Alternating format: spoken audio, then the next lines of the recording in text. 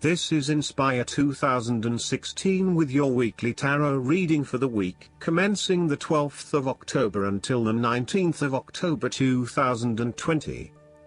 The first card for you is representing, how do you feel about yourself? Your card is the Five of Pentacles. If you have suffered a loss, know that there are people around you who are willing to help.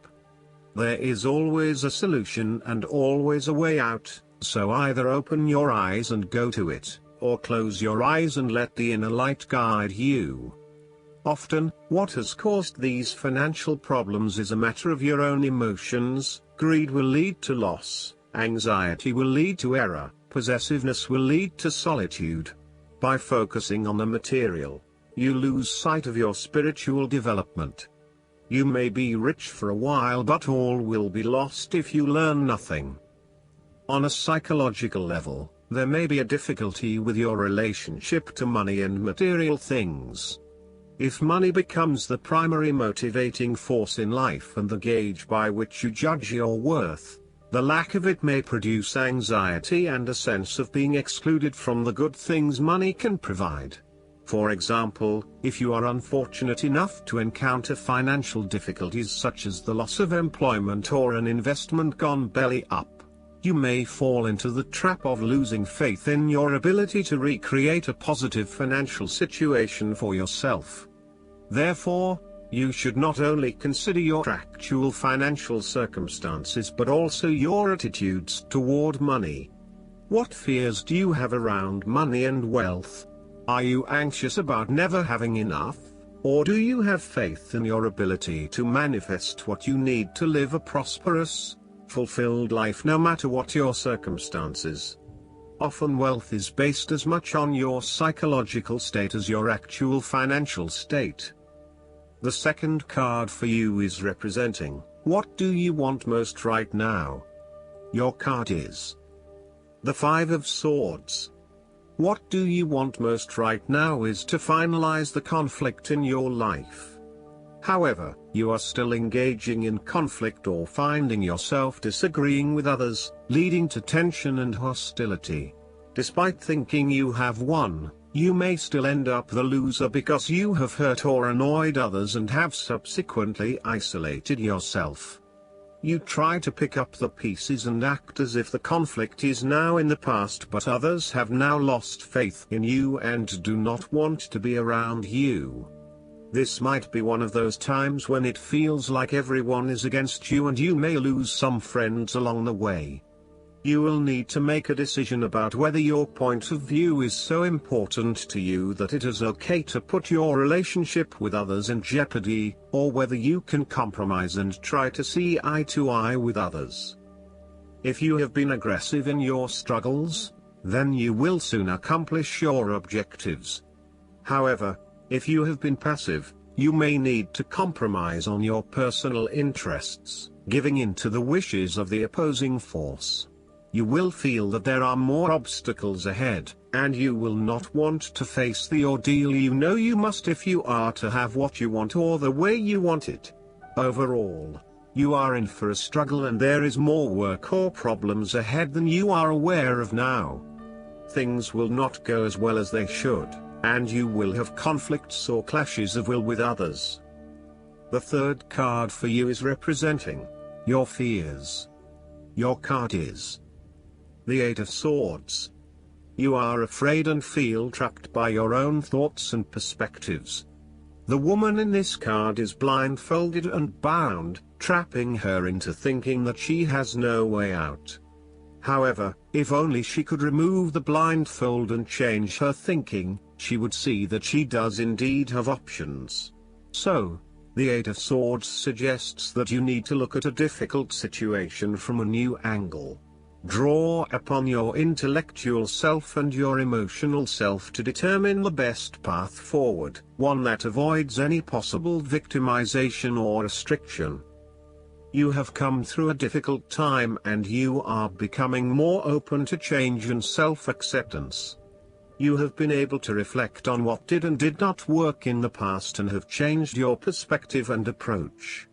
You acknowledge that you do indeed have options, And you are refusing to play the role of the victim, taking greater accountability for where you are in life. The Eight of Swords indicates that you need to free yourself from some of the limiting factors of your past. You have some skeletons in the closet that need clearing out. Allow yourself to let go of old patterns of behavior and belief systems that have previously held you back. The fourth card for you is representing what is going for you. Your card is the Seven of Swords. You might be doing something in secret, hoping that you are safe and undiscovered. Something goes awry and your secret is revealed to your embarrassment. This card therefore urges caution when attempting to use cunning or deception to gain an advantage over someone or something else. There is no question that there are times in life when it is necessary to act shrewdly or do something in secret. Perhaps you had to think on your feet and act in a way that was not exactly all above board. Perhaps you had to go behind other people's backs in order to manifest your desires. Perhaps you felt like you needed to cheat or take the easy way out. If acting shrewdly is something you must do, it is essential that you do this with a clear conscience and you are fully aware of the potential consequences of your actions. Taking the easy path is not always the best path, and sometimes you just have to exert a decent amount of effort to achieve what you want. You may be tempted to sneak away from a particular situation that is not working for you anymore, rather than dealing with it head-on. As you do not feel ready to deal with the issues, you are aiming for a solution where you can just escape and not have to worry about it all. Are you trying to run away from commitment, responsibility, hard work or love? You may be procrastinating, letting problems slip and become worse because you do not want to deal with them. Sometimes you just have to face what has to be faced. So, the question is this realistic? Will this escape really accomplish what you want to and need to accomplish? Will it address the fundamental issues at hand here? The likely answer is no, and it may simply be an easy way out for now. The fifth card for you is representing what is going against you. Your card is the Ten of Wands. You are afraid and unnecessarily holding on to this burden when you do not need to. If you are feeling weighed down by your present circumstances, look at different ways you can lighten the load. Can you delegate certain tasks and responsibilities? Are you worrying about matters that do not concern you or cannot be changed? Do not become a martyr and take on more than you can realistically handle. If you are going through a challenging time, then the Ten of Wands indicates that this time will soon pass and you will feel less of a burden weighing on your shoulders. You may be actively identifying those activities that do not bring you any value in your life and you are starting to release yourself from these unnecessary responsibilities. You may even be going through a purging process, clearing out old clothes and selling old furniture, in order to declutter and simplify your life. You will benefit from better organization and prioritization at this time. On the other hand, you might be avoiding responsibility and making it even more difficult for others who must take on your share. Thus, the saying, "You have made your bed, now lie in it," is very appropriate for this card. The last card for you is representing the likely outcome that you may have. Your card is the Fool. You are about to embark on a new journey, one that is completely unknown and will take you to uncharted territories. The Fool is all about new experiences, personal growth, development and adventure. The Fool card asks you to take a leap of faith and to trust in the universe in that if you begin a new journey, you will find success. This Fool lives a carefree life, free from worry and anxiety. He does not seem to mind if he does not really know what lies ahead. The Fool card may represent a choice to be made, one of vital importance. However, There are always many different options available and the choice must be made wisely. If you are facing a decision or moment of doubt, the Fool encourages you to believe in yourself and follow your heart no matter how crazy or foolish your impulses may seem. This is a time when you need to truly believe and have faith in where the universe is taking you.